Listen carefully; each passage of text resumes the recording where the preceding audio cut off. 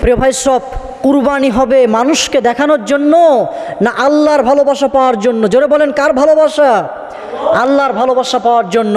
কিন্তু দুঃখজনক হলেও সত্য, বাংলাদেশের কিছু জেলা আছে, বাংলাদেশের কিছু বিভাগ আছে, যেই বিভাগ বিশেষ করে চট্টগ্রাম, বান্দরবান, সিলেটের এই দিকে দেখবেন অনেক জায়গায় সে কুরবানির পশু ক্রয় করবে ম্যাজিস্ট্রেট সাহেব, অফিসার সাহেব, ডিসি সাহেব, এসপি সাহেব, যারা প্রভাবশালী ব্যক্তি আছে সমাজের, কুরবানির পশু ক্রয় করার পরে কুরবানির পশুর গলায় মালা দেবে। কি দিবে বলেন?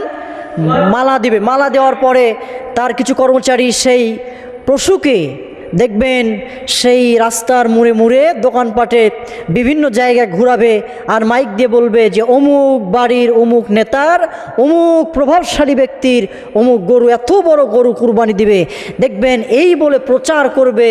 এবং শুধু এখানেই শেষ নয়, কুরবানির পশু ক্রয় করার পরে দেখবেন তারা কি করবে, কুরবানির এই পশুর একটা ফটো শ্যুট নেবে, ছবি নেবে, নেওয়ার পরে এটা ফেসবুক সোশ্যাল মিডিয়ায় ছড়িয়ে দিয়ে বলবে যে এত লক্ষ টাকা দিয়ে, 10 লক্ষ টাকা দিয়ে, 15 লক্ষ টাকা দিয়ে গরু কুরবানির জন্য গরু কিনেছি। বলেন তো এটা আল্লাহর ভয়ের জন্য? এটা কখনো আল্লাহর ভয়ের জন্য করছে না, এটা মানুষকে দেখানোর জন্য করছে। আওয়াজ দিয়ে বলেন ঠিক কিনা প্রিয় ভাইয়েরা? সুতরাং কুরবানি কখনো মানুষকে দেখানোর জন্য করলে আমও গেল, সালাও গেল, টাকাও গেল, কোনো সবও হলো না। সুতরাং কুরবানি কোনো মানুষের জন্য নয়, কুরবানি হবে কার জন্য?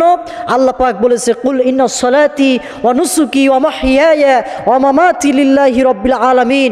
নবী আপনি বলুন, কুরবানি কেবলমাত্র, নবী আপনি বলুন, কুল ইন্না সলাতি, নিশ্চয়ই আমার সলাত, নিশ্চয়ই সলাত, নামাজ এবং জীবন ও মরণ বিশ্বের প্রতিপালক একমাত্র আল্লাহর জন্য।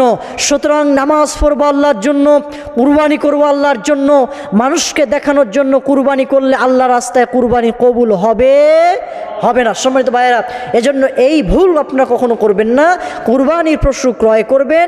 ইব্রাহিম আলাইহিস সালাম যে ইসমাইলকে কুরবানি করার প্রস্তুতি নিয়েছিলেন, নিজের সেই শ্রেষ্ঠ উৎকৃষ্ট জিনিসটি আল্লাহর রাস্তায় কুরবানি করাচ্ছেন।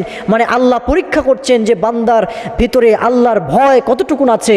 এজন্য তাকওয়া যদি অন্তরে নিয়ে, আল্লাহর ভয় অন্তরে নিয়ে কুরবানি যদি করেন হালাল টাকায়, তাহলে অবশ্যই জমিনে কুরবানির পশুর রক্ত পড়ার আগেই আপনার এই কুরবানি আল্লাহর আরশে আজিমে পৌঁছে যাবে। জোরে বলি সুবহানাল্লাহ।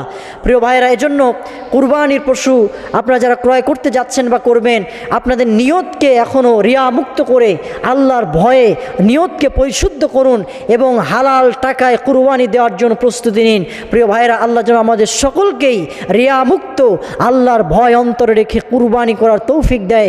আমরা সকলে বলি আল্লাহুম্মা আমিন। প্রিয় ভাইয়েরা,